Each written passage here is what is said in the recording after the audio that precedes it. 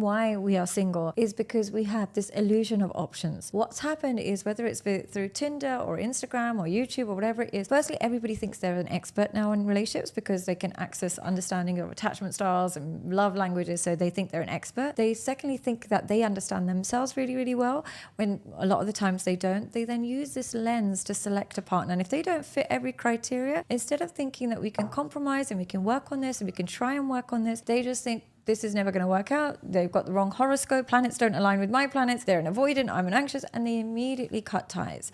And they think that they can replace this person quite easily. But you'll replace them with a similar person that you just had. They'll have similar problems. And the reason being is most people that you interact with will have some things that you'll have to work on in order to make that relationship work. Our impatience has been one of the main causes of why we don't invest in everybody, because we think everybody's far more replaceable than they truly are. Another big reason why people are so much more single than they were before is they're coming from a lot more trauma than previously. Now, on the surface, we have less levels of physical abuse is less common as it was back in the day. And, you've got some versions of trauma that are decreasing.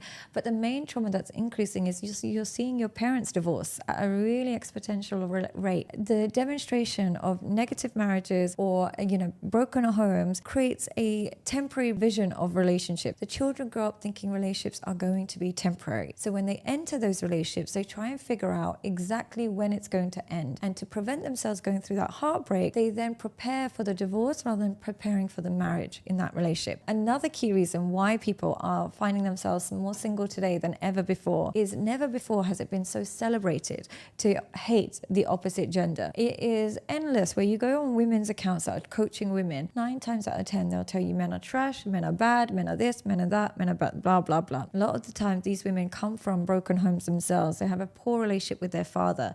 They assume all men are like this. So they are preparing their audience to have a distaste towards men. They're preparing their audience to be prepared when the man walks out because they've got their own abandonment issues. And they are preparing women to put men through so many tests and manipulation tactics just so that she can remain on top, because it's a game rather than a connection. Similarly, you will see countless men who have lost their masculinity because they've been cheated on many times by girls. They've been manipulated by girls. They're the ones that pick up a mic and start talking about it. A masculine man with a good, healthy relationship will not hire out a podcast studio to talk at you about how women are terrible. Masculine men don't do that. They don't become gossip girls. Whereas these ones that have lost it with women then try and find a reaction by wanting to vent online, but they're also not a representation of what's really going on.